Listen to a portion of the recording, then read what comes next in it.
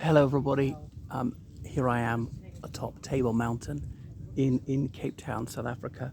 So anyway, it looks like a table from the sea, but then behind me you might be able to see the Devil's Peak, Teufelberg in Afrikaans, the legend about Van Honks, the Dutch pirate, having a smoking competition for a week with a mysterious man who transpired he was Satan.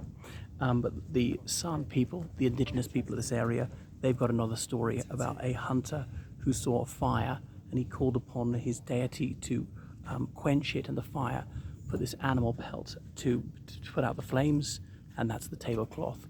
The tablecloth is this there's this vapor that forms very suddenly. So the rain shadow, if you know your basic geography, as in the condensation rising off the sea, hitting the mountain and having to condense to get over it. And there we can see the South Atlantic Ocean behind me and Cape Town. You might be able to make out Robben Island behind in Table Bay. So on right down there is the Lion's Head. But anyway, there'll be many more better videos of it from better angles by more professional videographers. And look at all these curious rock formations. I don't know what they're all about, and get to see a lot of the South African flora, I'm afraid not the fauna.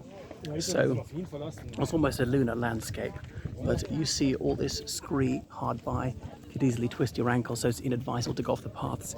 It's warm but not hot. It's just an idyllic temperature, and there were very rough winds buffeting things early this morning, so it's calmed down considerably. Well, in fact, it's completely placid, and the placidity extends to the ocean as well.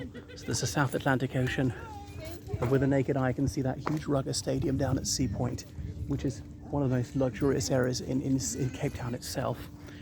The other really shishi areas a little bit out of town, Constantia, Camps Bay and so on. That's like Billionaires Row, so the most expensive real estate on the African continent. Anyway, so there are a few restaurants and things like that up here, not even that pricey actually, and everything that comes up here has to come up by cable car. So they start going at 8 o'clock in the morning, but they deliver the food, drink and so forth before 8 a.m, before the tourists come up. Now there is a path down. I don't want to queue for ages to get the cable car down, because it took me 2 hours to wait to get on the way up. And then you can see the skyscrapers of the central business district perhaps far below.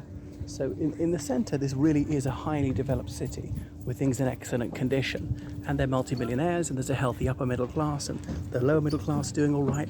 Life even for the working class isn't too bad, but at least 30% of South Africans are in dire poverty. Maybe it's less than that in Cape Town. So I do see some street people, and obviously the weather being so good, being homeless is not as severe a hardship as it would be in Ireland or Great Britain. Anyway, so tourists, plenty Germans, Americans, British people, I'm not sure which other nationalities, people from various African countries as well, I think, some from South Africa. There's a South African school group which was coming down just as we were coming up, and so it goes on. So people are advised to come early in the day before the queues build up. And there is the station, as it were, for the Table Mountain cable car, constructed in 1927.